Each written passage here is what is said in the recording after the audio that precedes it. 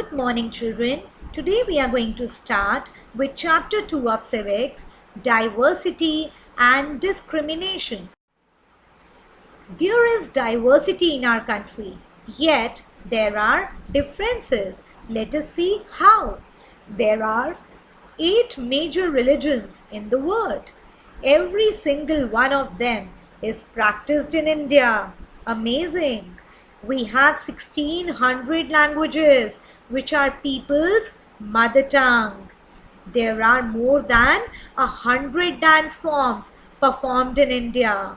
Isn't it amazing to read all these facts? In spite of this diversity, we feel safe and secure only with the people who look, talk, dress, and think like us. Don't you think so? Let us do a comparison between rural and urban people. You have to tell which of these statements do you agree with. Rural people. More than 50% of all Indians live in villages. Is it right? Yes. Villages do not care about their health. They live in superstitions. Do you think so? Yes, most of them live in superstitions.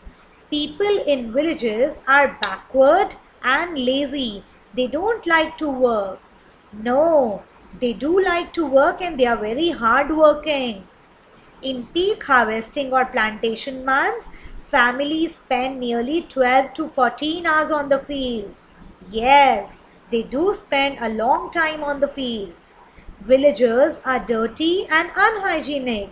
No, I don't think so they are like that. Urban people. Life in the city is easy.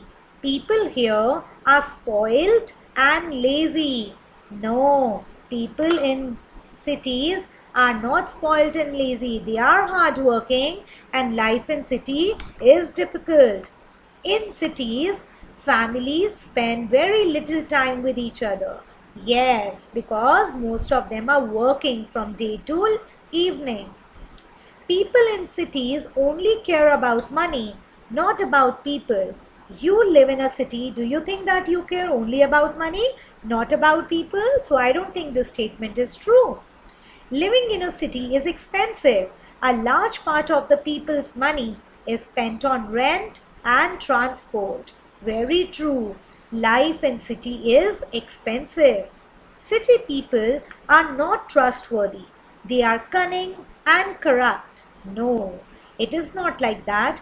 Only if a few people are cunning and corrupt does not mean that all the people living in a particular city are cunning and corrupt. Here are some examples of prejudice. In the first picture, a child is making fun of the child on the wheelchair.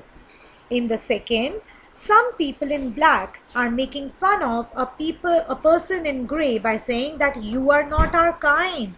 In the third picture, a person in an office is not able to hire the other person by saying that we don't people hire like you. In the fourth picture, there are two boys who are bullying the other person by saying that you cannot play here, kids are not allowed. In the fifth picture, a person is making fun of the other person because he is fat. In the last row, first picture, the boys are bullying the girl by not treating her properly. In the last picture, the people with ties and bows, they are not treating the person who is a laborer. Now we are going to study stereotype. What is a stereotype? When we fix people into one image, we call it a stereotype. Let us do comparison of boys and girls as the society does. What is a typical stereotype for boys? That they are naughty, strong, they don't cry, they can't cook, etc. What is the stereotype for girls? That they are well behaved, they are sweet, they are soft spoken, and they should be able to cook. But such kind of images which we make for others are not always true. In the first picture, when a baby girl is born, we make her wear pink, and when a baby boy is born, we make him wear blue. Why can't we do the opposite? In the second picture, boys are supposed to be strong, like superheroes, and girls are treated like princess. Why can't it be the opposite? In the third picture, a boy is made to play with a car and a girl is made to play with a doll. Why can't they do the otherwise? Now there are some examples of stereotype here. In the first cartoon, there is a policeman, and in the second, there is a person who is wearing a mask on his eyes, and he's wearing striped color clothes. And he's telling the policeman, "Are you profiling me because of the way I am dressed?" So the policeman is thinking that he is a thief because the way he is dressed. So he has created that image for this kind of person, which is so wrong. In the second one, there are a few people who are looking old, and they are telling the other person, "If you want to be taken seriously as a scientist, at least try to look like a scientist."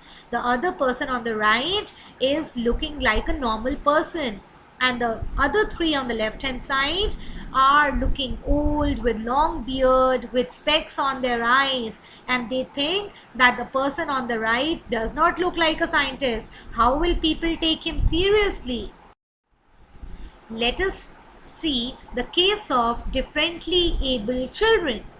Earlier, people used to call them handicapped children, but now we have started giving them respect, and they are termed as differently able children, gifted children, or children with special needs.